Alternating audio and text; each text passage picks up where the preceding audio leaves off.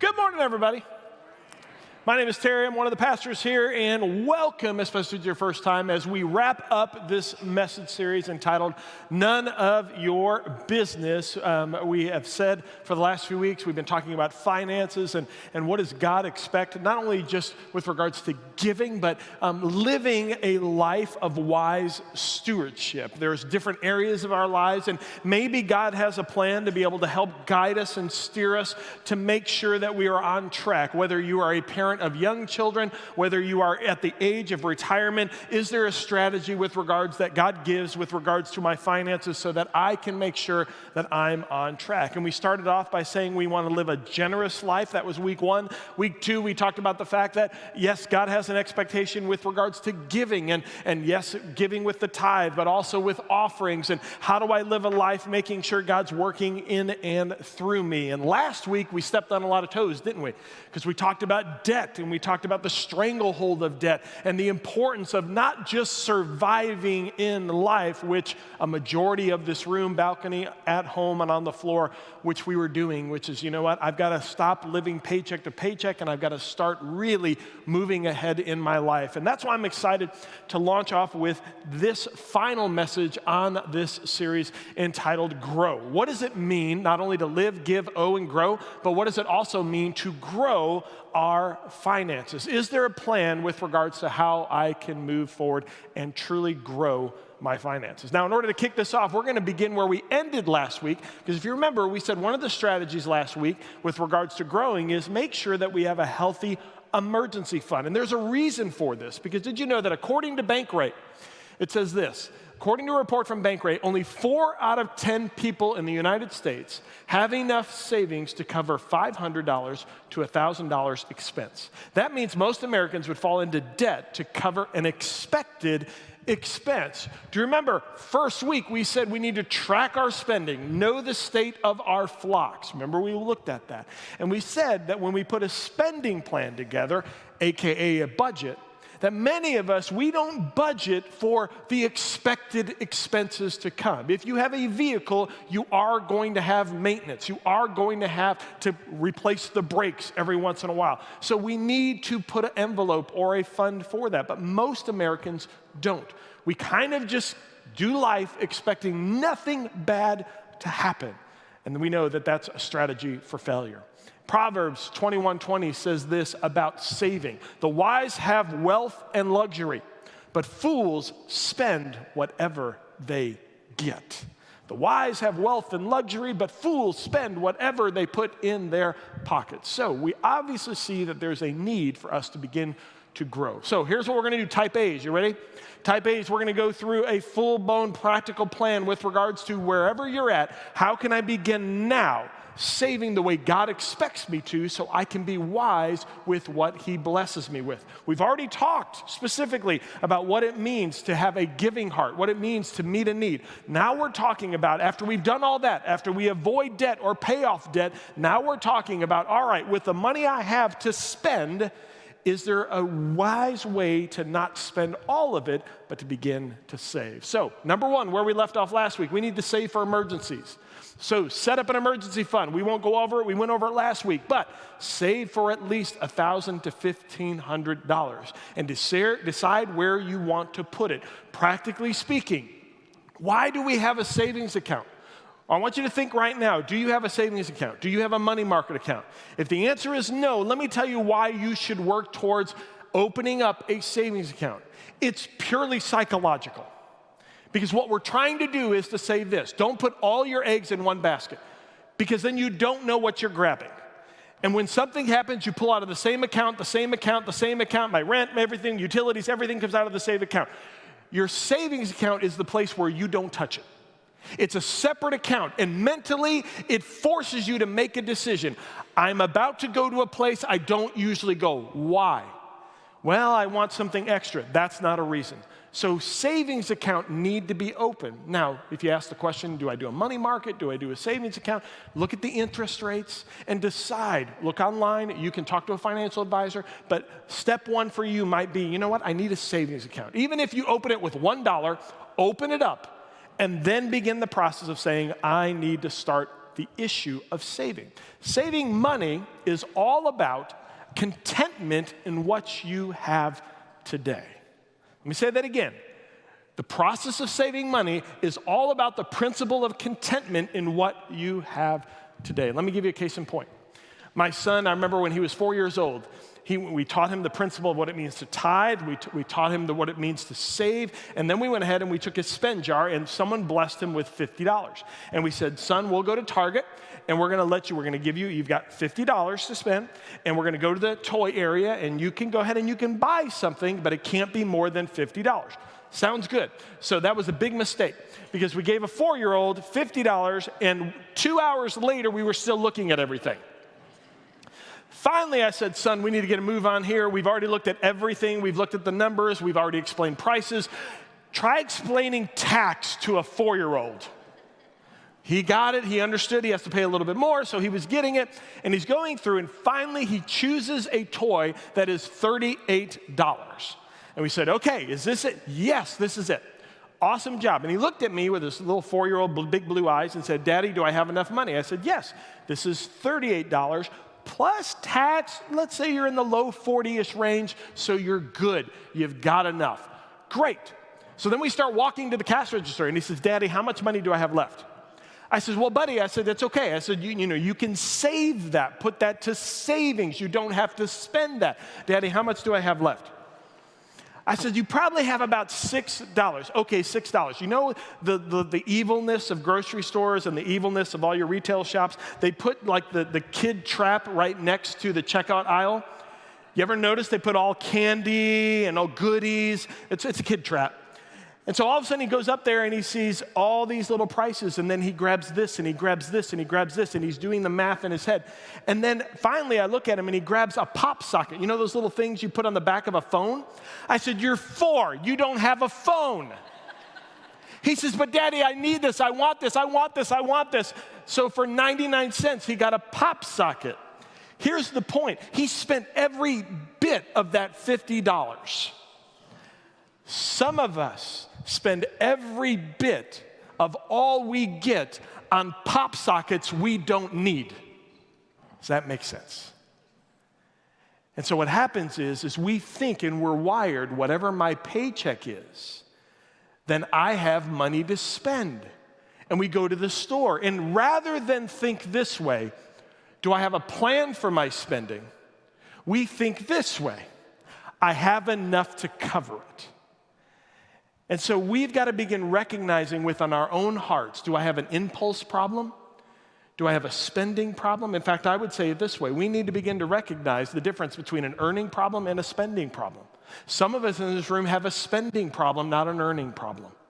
There are some people that have plenty enough money to be able to follow God and His principles, to be able to tithe, to be able to give, and to be able to save the way God calls us. But we have a spending problem. There are some people in this room, balcony, watching online on the floor, that you don't have a spending problem, you have an earning problem. Every single month, you are strapped thin, and when all of a sudden life happens, you don't have enough margin. It's not because you're a spender, it's just because you have an earning problem. One of the hardest conversations is to sit down with someone and be able to say, look, your budget is fine. The truth of the matter is you need more income. And then you have to make a decision. Do you get a second job? Do you go ahead and you make a craft? Do you sell a craft?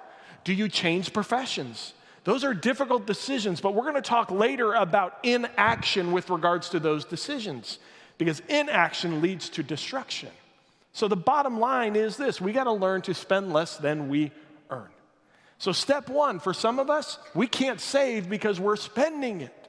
So we need to make a commitment. You know what? We're going to look at our finances, and we're going to begin to say that we have to save. We have to save.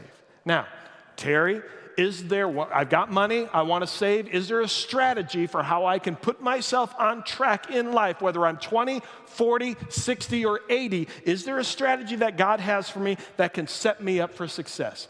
Yes, there is. So here's number 2. Once you save for your emergency fund, your second step is save for retirement. 20-year-olds in the room, did you hear what I just said? Save for retirement. Not a new car, not a college education. Save for retirement. This is important because there's so many people that don't get this principle. Do you understand that there is a train going down a track, and there is a dead end to this track? And if you don't start way back here early in your life preparing for that track, you're going to end up in financial ruin. That's why most of our country, a lot of our country, end up at the end of their life being taken care of by someone else because we're not preparing to be able to take care of ourselves. Now, why is this important? Proverbs 6:6-8 says this: take a lesson from the ants, you lazy bones. I love the Bible. Learn from their ways and become wise. Though they have no prince or governor or ruler to make them work, they labor hard all summer, gathering food for the winter. The ants work, but they work to save. They know they want to protect and extend their life. And so they're constantly thinking of the end with regards to their life. Let me put it this way. Some of you might say, well, Terry, no, this is ridiculous. You know what? I'm going to save for toys. I'm going to save for stuff. I'm not going to save for retirement. I got plenty of time for that. Let me give you an illustration that if you're wise and you start younger, it is so much easier to be able to have a lasting but content life on this earth. Take a 30-year-old couple. This comes from Dave Ramsey. This comes from his material. A 30-year-old couple, and by the way, I did the math, it's true.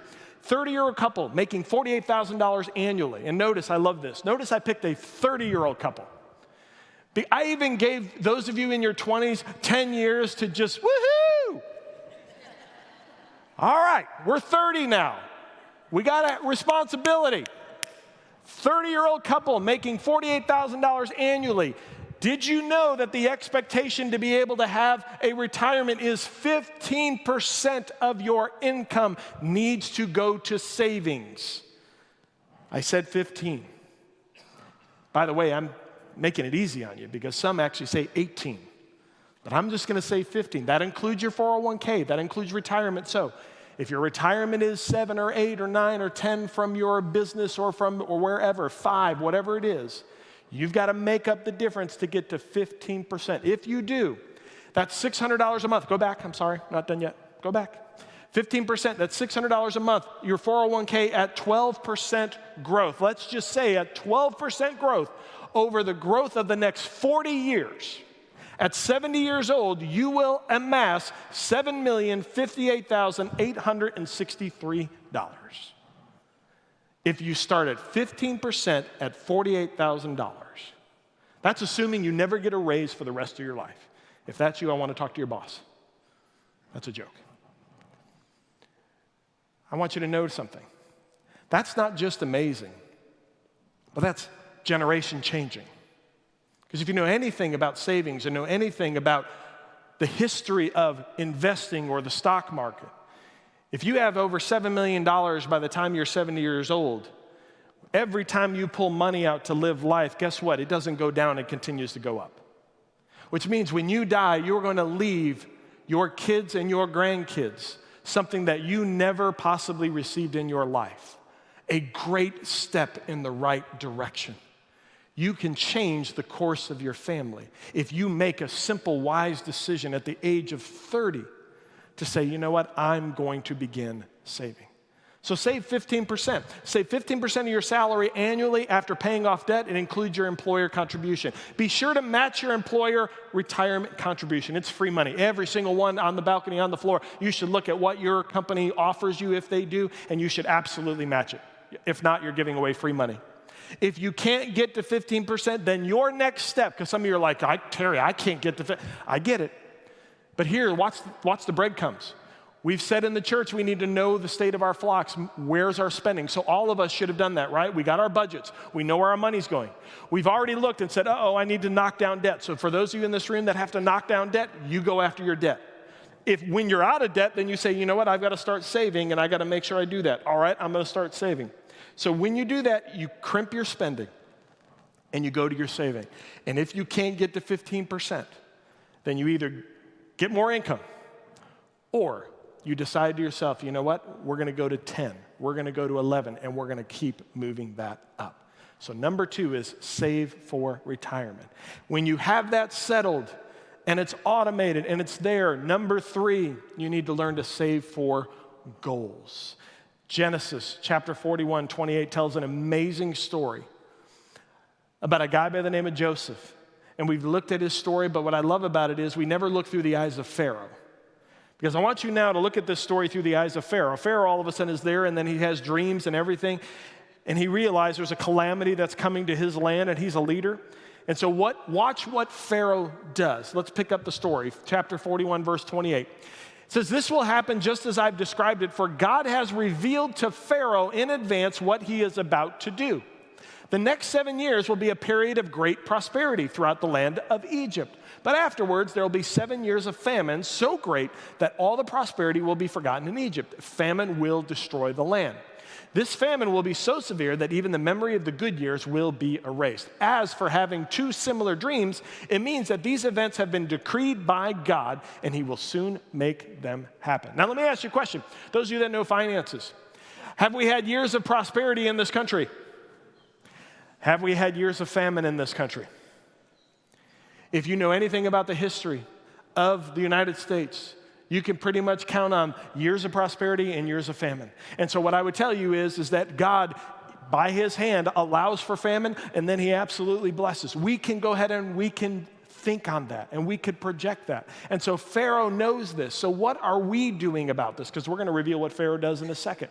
So we need to start planning for some goals. Here's some goal planning. Number one, we need to start praying about what our goals are and be sure that God's in them. Because some of us would love to have a new car every 2 years. But if you have kids and you want to bless them with college, it might not be good to have a new car every few years. So you need to pray about it, you need to talk about it, and you need to say, you know what goal do we want to save for? And you have to agree upon those goals. Prioritize your goals together. And then number three, and this is where you wake up because I don't think a lot of us do this, we need to put a target on those goals. Some of us, we go, yes, I want to save for my kids for college. Let's start doing that. What college are you saving for? How much does that college cost? What's included in that cost? Do you know what that target is? It's really important that we put numbers and we put timelines on our targets. Terry, that doesn't matter. That's not a big deal. We just need to start saving. No, I think it does, because I believe that God is a God of details. Do you want to know why? Let's pick up the story of Pharaoh. Take a look at what Pharaoh does. After hearing this, therefore, Pharaoh should find an intelligent and wise man and put him in charge of the entire land of Egypt. Then Pharaoh should appoint supervisors over the land and let them collect, don't miss this, 1/5 of all the crops during the 7 good years. Have them gather all the food produced in the good years that are just ahead and bring it to Pharaoh's storehouses. Store it away and guard it so there will be food in the cities. That way there will be enough to eat when the 7 years of famine come to the land of Egypt. Otherwise, this famine will destroy the land. Do you see all the details in there? And don't miss this. Did you see the principle of a savings account? Did you see that? Take the 1/5, and then I want you to put it over here, and then I want you to guard it. I don't want anybody touching it. I don't want anybody going into it, because we know something's coming, so we are saving this. And so we're putting it away strategically, and we're keeping it safe. You don't think the savings account is a biblical plan? But then he says, I want 1/5 of my savings, 1/5 of the crops to go towards this. It was measured, it was planned, it was targeted. And many of us in this room, we think of a goal, but we don't sit down and put pencil to it. So some of us, do you want a new car? How much of a new car can you afford? Do you want college? What kind of college can you afford for your kids? Guess what? You don't have to buy the most expensive college plan for your kids. You can have a frank conversation and say, hey, in our family, community college, woohoo! You can do that, and that's okay. But start savings for your goal. Notice, retirement first, goals next. Secure your future, and then start planning for some goals. Number 4. After you do that, you need to pursue your goals. And the way that you pursue your goals is with accountability, with automation, and with action. I'm going to say it again. Accountability, automation, and action. So once you make your goals, get serious about them. Put them down. And then go ahead and have accountability with them. Hey, I have a goal in 3 years. I want this. And then your accountability person says, great, how are you going to do that? Here's what I'm going to do. I'm going to do this, I'm going to do this, I'm going to do this, I'm going to do this. I'm not going to get the pumpkin frothy things at Starbucks for the next 3 years. And that's how I'm going to do it. Awesome. Put that into place. And therefore, when you walk up with a pumpkin frothy thing and your accountability partner is there, they can smack it in your face. No, I'm just teasing, that'd be bad. Burn marks and everything, that'd be bad. But then the second thing is automate it. You ever notice this? The things that we love, we automate. For those of you that have subscription to streaming services and you love this, Netflix, everything else, oh yeah, streaming, sure. There's a price increase, I don't care, this is important. Yes, automation, I don't even want to think about it. Put it on my credit card, it's there, I don't care. Do you want us to automate coming out for savings? How much? Well, I'll just do it, and if I have it, then I'll do it. If you're serious about your goals, that means you're going to shrink your spending, and that means you're going to get serious and you're going to automate that which your savings.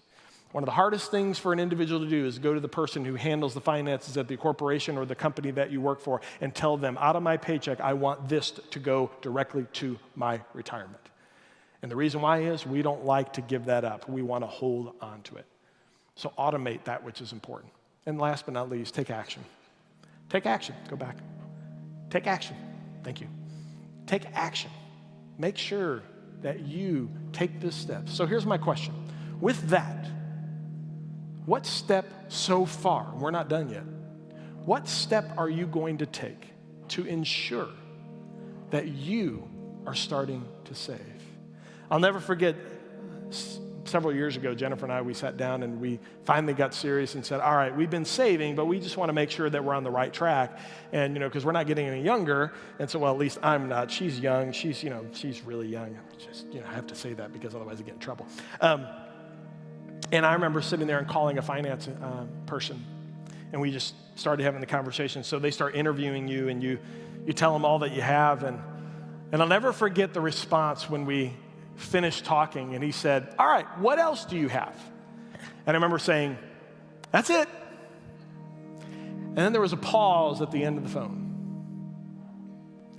And he said, oh, by the way, that's never a good sound from a financial advisor. You ever think about that? Oh, that's not good. Just memorize that, record it. You don't want to hear that. And I remember him getting frank and saying, if you guys want to live this kind of life, you have to ratchet up and you really have to get serious about your savings. Because if you don't, it could spell doom for you. And you know what that means for families?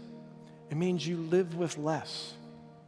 It means you're okay with seeing your friends buy stuff and you know that you have the ability to do it and you can't because you choose not to. Let me tell you, that is not weakness, that is strength. To not to have the newest thing and to not to have it and to be able to say, you know what, we're just not going to live like everyone else. There's strength in that. So take action. Number 5, pivot if needed. Now, what do you mean, Terry? This is where I pull my chair up and everybody wakes up and everybody kind of leans in for just a second. Because here's the biggest problem that I think we have. Many of us are going to walk out of this room and we're not doing 80% of what we just talked about. And we just want to walk out and we just want to have a great Halloween. Thanks a lot, Terry. I appreciate it. We're going to go trick-or-treating with our kids for candy and now you blew it and now I'm not happy and everything else. Thanks a lot. And we just want to go out and we want to go back to work on Monday and we want to pretend that everything's great because we want to feel good. The pandemic's been hard enough. I just want to feel good. And we do that every day. And we have this big, scary, hairy monster in the closet that we know is there. And we know at some point we're going to have to open that door, but not today. Not today. Not this week. A birthday's coming up. We're not going to talk about it. Anniversary's coming. We're not going to talk about it. And meanwhile, that big, hairy monster is getting bigger and louder and scarier. And then by the time we open it, it's so huge we can't do anything about it. And so when I say pivot if needed, it means this. Wherever you're at right now, you need to make a decision that doing nothing is not acceptable. That having our plan this way is not working. And we need to go ahead and change. I love what Dave Ramsey said about pivoting. Watch what he says. He says this: Don't allow apathy to drive your financial plan. And he says this, money is like manure. Left in one pile, it stinks. Spread it around and it makes things grow. And many of us, we live the same way and we have our money in the same places and it's not getting us where we want it to go. And so the idea here is apathy is not the plan. Instead, focusing. Instead, taking, whether it's bits and bits, and making sure that we have a wise plan makes sense. Pharaoh listened to Joseph and he trusted in God's savings plan. Do you ever look at Joseph as a financial planner? Think about it. Pharaoh turned to someone wiser than him to handle the finances of Egypt. The example there is, hey, if you're not really good at finances and there's someone smarter and wiser than you, why wouldn't you go to them and say, can you help? Doing nothing is not a plan. In fact, watch what happened to Pharaoh. By selling grain to the people, Joseph, the financial planner, eventually collected all the money in Egypt and Canaan, and he put the money in Pharaoh's treasury. Pharaoh was a very wise man because he said, for 14 years, Joseph, I want you to handle my affairs. Now I'm done. I'm going to share one last story for you. If you don't care about anything that we said, and but you care about being a follower of Jesus and modeling that for your kids and modeling that for your friends and living life the way God calls you to, then I want you to hear me. Because I don't think with regards to stewardship, and I'm included, I don't think we do a very good job of raising the next generation to understand what it means to live a fiscally responsible life. I think we live like culture. I think we struggle and we pass struggling down to the next generation and say, well, this is as good as it's going to get. I think it's time to break that cycle. I have a friend that I called, and I'll never forget what he said to me. Because, we taught Connor tithing, we taught him giving, we've gone up and down with that, with spending and how much savings. We've talked about it, and he's good, and we go through all that like all parents do. But then all of a sudden I called a friend, and I said, is there any other piece of advice that you give me with regards to, like modeling or passing down? And he said, yeah. He said, I have 2 teenage girls. And he says, and Terry, the strategy is you need to think of the end of your life and you need to make sure that you have a plan for it. And you need to make that a priority early. And the reason why is the earlier you do, the easier it is, right? The less you have to save because it's the earliest. And you can live a great life knowing that you're taken care of. And so here's what he did with his teenage daughters. He taught them where their money is going to go when they work for a company. If you get a retirement plan, they don't just put it in a big sock drawer. They invest it in different mutual funds, stocks. Let me explain what a stock is. Let me explain what a mutual fund is. Let me just tell you the principle of what it is. And because they put it there, it grows. And by the time you retire, you should have a lot more money than what you put in because it grows and compounds over years. I was like, that's pretty amazing that you taught your teenage girls. He goes, yeah. He goes, but Terry, the truth is that it goes right over their heads. And I go, well, then what good is it? And he says, well, you make it tangible. And I said, well, how do you make it tangible? He said, I made a deal with my teenage daughters. He says, honestly, Terry, what's the principle? The principle is I want my teenage girls to start saving long term.